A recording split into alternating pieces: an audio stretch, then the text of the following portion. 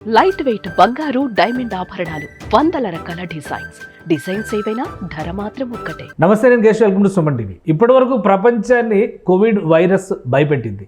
కోవిడ్లో వచ్చినటువంటి వేరియేషన్స్ ఆందోళనకు గురి చేశాయి. ఇప్పుడు వీటన్నిటిని పటాపంచలు చేస్తూ మరో కొత్త వైరస్ విజృంభిస్తోంది.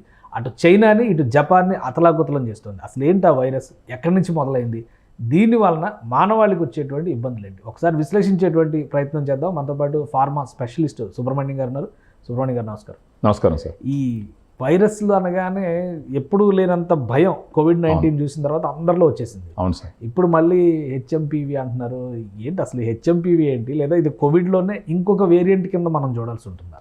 సార్, యాక్చువల్గా వైరస్లకు వచ్చేసి డ్రగ్స్ అనేవి లేవు. యాక్చువల్గా వాటిని ప్రివెంట్ చేయొచ్చు, వాటిని చంపేటటువంటి ఆయుధాలు లేవు యాక్చువల్గా వైరస్కి. అది మేజర్. చంపలేము మనం, పూర్తిగా చంపే ఛాన్సే లేదు వైరస్ని. ఓన్లీ ప్రివెంట్ చేయగలం. అవి రాకుండా అంటే బాడీలో తీసుకోవాల్సి. అవును, బాడీలో ఇమ్యూనిటీని పెంచుకోవడం ద్వారా ఒకవేళ అవి వచ్చినా కూడా అవి మన మీద కంట్రోల్ తీసుకోకుండా వాటిని ప్రివెంట్ చేయొచ్చు. ప్రత్యేకించి ఇప్పుడు వస్తున్నటువంటి హెచ్ఎంపీవీ అనేది హ్యూమన్ మెటా న్యూమో వైరస్ అంటారు. ఇది 2001లో డచ్ సైంటిస్ట్ ఆల్రెడీ కనుక్కున్నాడు. 2001లోనే కనుక్కున్నారు.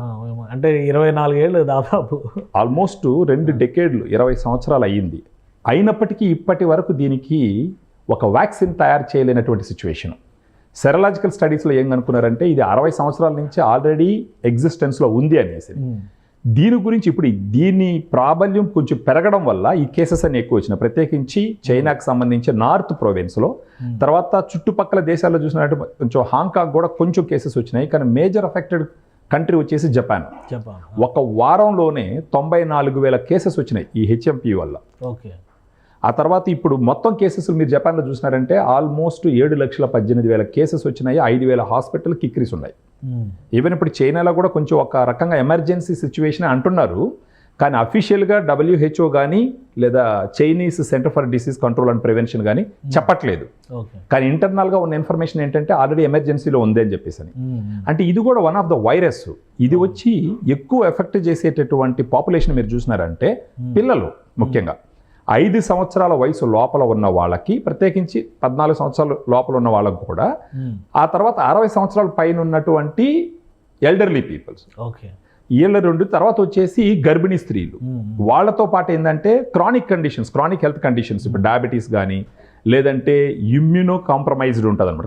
కొంతమందిలో ఇమ్యూనిటీ కాంప్రమైజ్ అయి ఉంటుంది వాళ్ళకి కానీ, లేదంటే కార్డియాక్ ఇష్యూస్ ఉన్న వాళ్ళకి కానీ, లేదంటే మా శ్వాసకోశ సంబంధ వ్యాధులు, ఇలాంటి వాళ్ళకి ఇబ్బంది పెట్టేటటువంటి సిచ్యువేషన్. సో ఇది రావడం వల్ల సాధారణంగా కనపడే లక్షణాలు ఏంటంటే ఎనీ వైరస్, ఇప్పుడు మనకు కోవిడ్ వైరస్ వచ్చినటువంటి లక్షణాలు, సిమ్టమ్స్ అన్ని అలాగే ఉన్నాయి. కోవిడ్ వైరస్ ఎట్లాంటివి ఉన్నాయో, దగ్గు, జలుబు, థ్రోట్ సోర్ థ్రోట్, అవును, ఇట్లాంటివే కనిపిస్తుంది. స్నీజీ నోసు, ఇవే కనిపిస్తుంది. ఫీవర్, ఇవన్నీ. అంటే వేరియేషన్ ఎట్లా తెలుస్తుంది? ప్లస్ ఇప్పుడు చైనాలో వచ్చిందంటే లాస్ట్ టైం కూడా చైనా నుంచే మొదలైంది. అవును.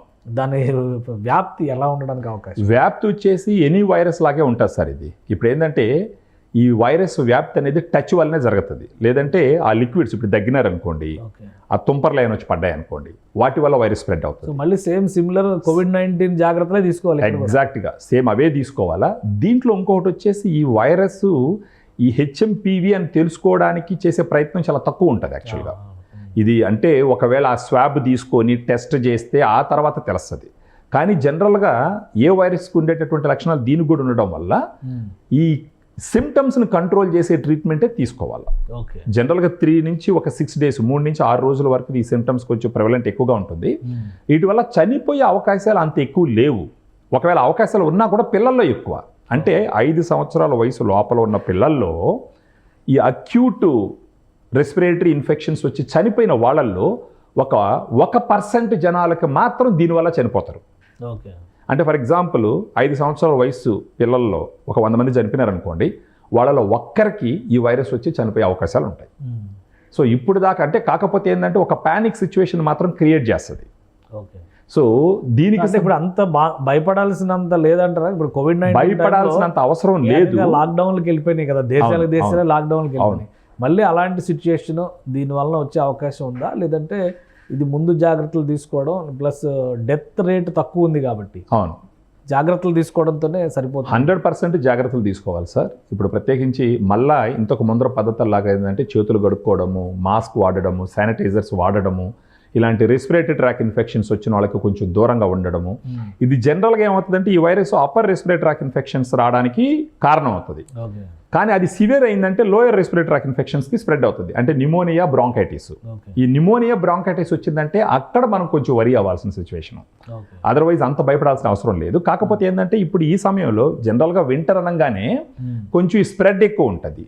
సో ఈ సమయంలో ఇది కొంచెం అగ్రెసివ్గా ఉంది ఈ వైరస్. దేనికి భయపడాలంటే ఒకవేళ అంటే ఈ డయాబెటీస్ కానీ, హైపర్ టెన్షన్ కానీ, లేదా ఇమ్యూనిటీ కాంప్రమైజ్డ్ సిచ్యువేషన్ కానీ, లేదంటే కొంచెం ఆటో ఇమ్యూన్ డిసార్డర్స్ ఉంటారు, రొమటాయిడ్ ఆర్థరైటిస్ అని ఇలాంటి ఉంటాయి. వాళ్ళల్లో కూడా ఏంటంటే కొంచెం జాగ్రత్తగా ఉండాల్సినటువంటి విషయం. బట్ ఏది ఏమైనప్పటికీ చిన్న పవనైనా పెద్ద కర్త కొట్టాలన్న సామెత ఉన్న సిచ్యువేషన్లో ఇది రాకుండా చూసుకోవడమే మంచిది. ఎందుకంటే ఒక్కసారిగా ఈ వైరస్ ఓవర్ స్ప్రెడ్ అవుతుంది. ఎక్కువ స్ప్రెడ్ అయితే ట్రీట్మెంట్ కూడా కష్టం అవుతుంది. అది కాకుండా ఏంటంటే అది రూపాంతరం చెందుతుంది కదా, దానివల్ల ఏ టైంలో ఏమన్నా అవ్వచ్చు. సో దీన్ని రాకుండా అంటే ఒక్కసారిగా ఇప్పుడు మీరు చైనాలో చూసినారంటే ఒక్కసారిగా ర్యాంపెంట్ అయిందనమాట. ఎంతో మందికి రావడం మొదలుపెట్టినారు, కొంతమంది చనిపోతున్నారు అంటున్నారు. సో ఇలాంటి సిచ్యువేషన్ ఉన్నప్పుడు తీసుకోవాల్సిన జాగ్రత్తలు తీసుకోవడం చాలా మంచిది. ఇంకోటి అసలు చైనానే ఎందుకు, ఇప్పుడు ఆల్రెడీ ఇదొక వైరస్, హెచ్ఎంపీవీ వైరస్ ఉంది. ఆల్రెడీ కోవిడ్-19 కేసెస్ కూడా చైనాలోనే ఇప్పటికీ ప్రపంచవ్యాప్తంగా చూస్తే ఎక్కువ నమోదవుతుంది. అలానే ఇన్ఫ్లుయెన్జా ఏ ఉంది, అలానే ఇంకా మైకోప్లాస్మా నిమోనియా ఇంకోటి ఉంది. ఇది ఒక 4-5 వైరస్లు చైనాలోనే ఎక్కువ వస్తున్నాయి. ఎందుకు చైనాలో ఎక్కువ? ఇది అక్కడ ఉండేటువంటి లైఫ్ స్టైల్ ప్రాబ్లమా, లేదా క్లైమాటిక్ కండిషన్స్ ఏమైనా ఎఫెక్ట్ చూపిస్తున్నాయా, లేదా ఇది కూడా నిజంగానే ల్యాబొరేటరీ నుంచి లీక్ అయినటువంటి అంశం కింద చూడాల్సి ఉంటుంది? ఒక వైరాలజిస్ట్ ఒక స్టడీ చేసినారు సార్.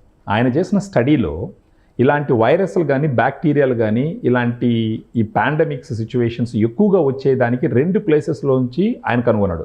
ఒకటి ఆఫ్రికన్ కంట్రీస్, ఇంకోటి వచ్చి ఏషియన్ కంట్రీస్. ఈ చైనా, ఇండియా, జపాన్ ఇవన్నీ ఏషియన్ కంట్రీస్, ఇవి ఆఫ్రికన్ కంట్రీస్. ఇక్కడ ఇలా రావడానికి గల కారణాలు ఏంటంటే ఈ అర్బనైజేషన్ ఎక్కువైపోయింది. పల్లెటూరు నుంచి జనాలు సిటీకి వెళ్ళిపోవడము. అప్పుడు ఏం చేసినారు, అడవిని నరికేయడం మొదలుపెట్టినారు. ఈ అడవులు నరికేయడం మొదలుపెట్టినప్పుడు ఏమైంది, ఈ అడవుల్లో ఉండే జంతువులు ప్రత్యేకించి గబ్బిలాలు, ఇంతకు ముందర అడవులను నరకకుండా ఉన్నటువంటి సిచ్యువేషన్లో ఏమైందంటే ఈ ప్రెడేటర్స్ అంటే సింహాలు, పులులు ఇవన్నీ ఇలాంటి పెద్ద పెద్ద జంతువులు ఈ చిన్న చిన్న వాటిని చంపేసి తినేసేటివి. అప్పుడు అవి ఊళ్ళ మీద పడేటివి కాదు. ఇప్పుడు ఈ అడవులు నరకడం వల్ల ఈ గబ్బిలాలు లాంటివి, కుందేళ్ళు, నక్కలు ఇవన్నీ జనాల మీదకి రావడం మొదలుపెట్టినాయి. ఈ జనాల మీదకి రావడం మొదలుపెట్టినప్పుడు ఈ జంతువులకి, ఈ మానవులకి కాంటాక్ట్స్ పెరిగినాయి. ఈ కాంటాక్ట్స్ పెరగడం వల్ల ఈ వైరస్ స్ప్రెడ్ ఎక్కువైంది. సో ఈ వైరస్లు మ్యాక్సిమం జంతువుల నుంచి వస్తున్నాయి, మ్యాక్సిమం జంతువుల నుంచే వస్తాయి. అది కాకుండా ఇంకొక దగ్గర ఏమైందంటే ఈ మార్కెట్లు అంటే జంతువులు చంపే అంటే పొట్టేళ్ళు, కోళ్ళు ఇవన్నీ ఉంటాయి కదా, వాటిల్ని నరికి అమ్మేటటువంటి ఓపెన్ మార్కెట్లు ఎక్కువైపోయినాయి. ఆ మార్కెట్లో కూడా జనాలు ఎక్కువ మంది అక్కడికి వెళ్ళడం వల్ల వాళ్ళకి ఈ వైరస్లు వచ్చేదానికి అవకాశాలు ఎక్కువ ఉన్నాయి. మళ్ళీ ప్రత్యేకించి చైనా ఫుడ్ హ్యాబిట్స్ మీకు తెలుసు, వాళ్ళు జంతువులు ఎక్కువగా తింటారు వాళ్ళు. సో ఈ వైరస్ స్ప్రెడ్కి వచ్చేసి మనకి ఈవెన్ మన ఇంట్లో ఉండే కుక్కలు కూడా వన్ ఆఫ్ ద రీజన్ అవుతాయి. పిల్లులు, కుక్కలు కూడా వన్ ఆఫ్ ద రీజన్ అవుతాయి. ఎలర్జెటిక్ కండిషన్స్ అన్నిటికీ అయ్యే రీజన్ అవుతాయి. సో అందువల్ల ఆఫ్రికన్ కంట్రీస్, ఏషియన్ కంట్రీస్లోనే ఇలాంటివి ఎక్కువ మనం వింటూ ఉంటాం. సో ఇది ఒక రీజన్గా చూడొచ్చు. ఈ అర్బనైజేషను, తర్వాత ఆహారపు అలవాట్లు, ఈ జంతువులతో జనాలు కాంటాక్ట్ అవ్వడము, ఈ మాంసం ఎక్కువ తినడము, ఆ రద్దీ ఎక్కువ ఉండడము, జనాలు ఎక్కువ ఉండడం. అంటే జనాలు ఎక్కడ ఎక్కువ ఉంటే ఆటోమేటిక్గా ఇలాంటి ఇష్యూస్ వస్తూనే ఉంటాయి రెగ్యులర్గా. సో ఆ రకంగా చైనాను కానీ, ఏషియన్ కంట్రీస్ కానీ, ఆఫ్రికన్ కంట్రీస్ కానీ ఇలాంటి వాటికంతా ఒక కేంద్రంగా తయారైనటువంటి సిచ్యువేషన్. ఇది వైరాలజిస్ట్ ప్రాపర్ రీసెర్చ్ చేసి చెప్పినటువంటి ఒక పాయింట్. రైట్. అంటే ఇప్పుడు ఈ ఇష్యూ, ఇప్పుడు మళ్ళీ హెచ్ఎంపీవీ వైరస్ లాంటివి ఇండియాలోకి చొరబడడానికి ఉన్నటువంటి అవకాశాలు అన్నీ ఉన్నాయా? ఖచ్చితంగా ఉంటాయి సార్. ఇప్పుడు ఏంటంటే జనాలు ఇప్పుడు ఫ్లైట్లో పోతూ ఉంటారు, వస్తూ ఉంటారు. దాన్ని ఇప్పుడు మళ్ళీ అందరూ ఏంటంటే మళ్ళీ కోవిడ్ అని అనుకొని, అదర్వైజ్ కూడా ఏంటంటే చలికాలం పూట తీసుకోవాల్సిన జాగ్రత్తలు తీసుకోవాలి. ఇలాంటి వైరస్ వచ్చినా రాకపోయినా సరే, అంటే ఈ చలికాలంలో వీటికి ఫ్లేర్ అప్ అవుతాయి ఇవి, యాక్చువల్గా ఒకరు విజృంభిస్తాయి ఇవి. సో ఆ సమయంలో మామూలుగా తీసుకోవాల్సిన జాగ్రత్తలన్నీ తీసుకోవాలి. ఇప్పుడు ఈ సిచ్యువేషన్ వచ్చింది కాబట్టి ఇంకా జాగ్రత్తగా ఉండాలి మనం. ఇప్పుడు మీరు చెప్పిన మైకోప్లాస్మా అనేది వైరస్ కాదు, అది బ్యాక్టీరియా. ఈ బ్యాక్టీరియా ఎప్పుడు వస్తుంది, ఈ వైరస్లు పోయి అటాక్ చేసి అక్కడ ఉన్నటువంటి బాడీస్ ఇమ్యూనిటీని తగ్గించినప్పుడు ఈ మైకోప్లాస్మా లాంటి బ్యాక్టీరియాస్ అవి ఫ్లేర్ అప్ అవుతాయి. అవి రెచ్చిపోతాయి. అప్పుడు ఆ బ్యాక్టీరియల్ వల్ల వచ్చే ఇన్ఫెక్షన్స్ ఏమంటారంటే సెకండరీ ఇన్ఫెక్షన్ అంటారు. అంటే వైరస్ వల్ల ప్రైమరీ ఇన్ఫెక్షన్, వైరస్ ప్రైమరీ ఇస్తే సెకండరీ ఇన్ఫెక్షన్ అంటే ఒకరు పోయి ఒకరిని చంపితే అక్కడ కొంచెం ఎన్విరాన్మెంట్ అనుకూలంగా తయారవుతుంది కదా, అప్పుడు బ్యాక్టీరియాస్ వెళ్ళి అటాక్ చేస్తాయి. సో దాన్ని సెకండరీ ఇన్ఫెక్షన్ అంటారు. ఇంకొకటి వచ్చేసి ఈ వైరల్ ఇన్ఫెక్షన్స్ ఇప్పుడు వచ్చినప్పుడు డాక్టర్లు యాంటీబయాటిక్స్ వాడడం కూడా కరెక్ట్ కాదు. మెజారిటీ డాక్టర్స్ యాంటీబయాటిక్స్ వాడరు. కానీ అన్ఫార్చునేట్గా ఏమైందంటే మనకున్న హాఫ్ నాలెడ్జ్తో మనమే మెడికల్ షాప్కి వెళ్ళి అజిత్రోమైసిన్ అనో, అమాక్సిసిలిన్ అనో, సిప్రోఫ్లాక్సిసిన్ అనో మనిచ్చిగా కొనేసి మనమే వాడేస్తాం. అలా వాడడం అసలు కరెక్టే కాదు. వైరస్లకి ఇప్పుడు వైరస్ ఇన్ఫెక్షన్కి యాంటీ బ్యాక్టీరియల్స్ పనిచేయవు, యాంటీ వైరల్స్ పనిచేస్తాయి. అవి కూడా ఏం చేస్తాయంటే వాటి వైరల్ లోడ్ని తగ్గిస్తాయి.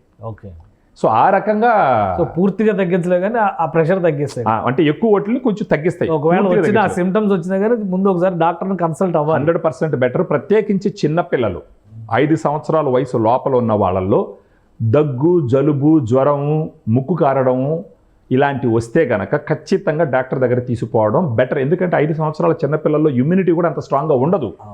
సో వాళ్ళు మనకు చెప్పుకోలేరు ఆ వయసు పిల్లలు. అది కాకుండా గర్భిణీ స్త్రీలు వాళ్ళకి ఏదైనా ఇలాంటివి వచ్చినా కానీ ఇమీడియట్గా డాక్టర్ దగ్గర పోవాలి. ఎల్డర్లీ పీపుల్ అంటే 50 సంవత్సరాలు 60 సంవత్సరాలు దాటిన వాళ్ళకి, ప్రత్యేకించి 60-70 సంవత్సరాల వయసు దాటిన వాళ్ళకి ఇలాంటి ఒక సిమ్టమ్స్ ఉన్నాయంటే మాత్రం ఖచ్చితంగా డాక్టర్ దగ్గరికి ఇమీడియట్గా రీచ్ అవ్వడం ఎంతైనా మంచిది. భయపడాల్సిన అవసరం లేదు. At the same time care తీసుకోవాల్సిన అవసరం ఎంతన్నా ఉంది. మళ్ళీ మాస్కులు వాడడము, చేతులు కడుక్కోవడము, వేడి నీళ్ళు తాగడము, అంటే ఇమ్యూనిటీకి సంబంధించిన ఆహార పదార్థాలు తినడము, ఇవన్నీ మళ్ళీ అలవాటు చేసుకున్నారంటే కొంత జాగ్రత్తగా ఉండేదానికి అవకాశాలు ఉంటాయి. రైట్. థ్యాంక్ యూ సుబ్రహ్మణ్యం గారు విశ్లేషణ అందించినందుకు. ఇది హెచ్ఎంపీవీ వైరస్ పేరుతో మరో కొత్త వైరస్ విజృంభిస్తోంది. చైనాలో ఇది పెద్ద ఎత్తున కేసులు నమోదవుతున్నాయి. 20 ఏళ్ల క్రిందటే ఇది వెలుగు చూసినప్పటికీ దీనికి సరైనటువంటి మందులను ఇప్పటికీ తయారు చేయలేకపోయారు. చైనా, జపాన్, హాంకాంగ్ దేశాలు ప్రస్తుతం హెచ్ఎంపీవీ గుప్పిట్లో ఉన్నాయి. కాబట్టి ప్రస్తుతం ఉన్నటువంటి వాతావరణ పరిస్థితుల రీత్యా వింటర్ సీజన్లో జాగ్రత్తలు తీసుకోవడం ఒకటి, అలానే గతంలో కోవిడ్-19 సందర్భంలో ఎటువంటి ప్రోటోకాల్ అయితే పాటించామో ఇప్పుడు మళ్ళీ అది అమలు చేయాల్సినటువంటి పరిస్థితి వస్తుంది. ముఖ్యంగా పసిపిల్లలు ఉన్నవాళ్ళు, గర్భిణీ స్త్రీలు, వయోవృద్ధులు చాలా జాగ్రత్తగా ఉండాలని సుబ్రహ్మణ్యం గారు సూచిస్తున్నారు. ఈ సిమ్టమ్స్ ఏవి కనపడినా కానీ ఇమీడియట్గా డాక్టర్ని కన్సల్ట్ చేయండి, లేదంటే ఆరోగ్య సమస్యలు మరింత ముదిరేటువంటి ప్రమాదం ఉంటుంది. ఇది special discussion. Keep watching. Suman టీవీలో మీ పర్సనల్ అండ్ బిజినెస్ ప్రమోషన్స్ కోసం కింది నెంబర్కి కాంటాక్ట్ చేయండి.